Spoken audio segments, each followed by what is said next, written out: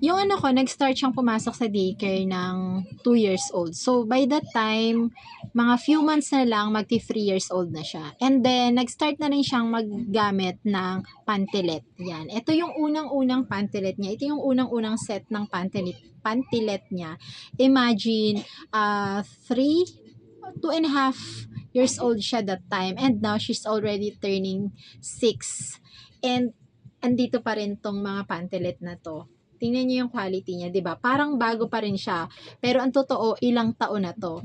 Though, syempre nasa kikip din siya or nasa pag-aalaga rin ng gamit sa paglalaba or on how you store or keep yung mga ganitong klaseng gamit, kung paano niyo iniingatan. Pero tingnan niyo naman, napakaganda pa rin ng quality niya. Ito yung unang-unang set niya ng pantilet nung unang taon na pumasok siya ng daycare. So, binilihan na namin siya ng ganito kasi nga, syempre nakapalda, diba? Kahit ganong edad pa lang, malikot yan, and nakapalda nga. So, hindi pa rin maiwasan na, syempre makita yung panty nila. So, ito, binilihan na namin siya ng set of pantylet.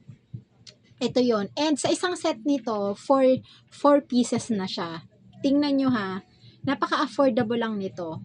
And tingnan nyo kung gaano siya ka-stretchable.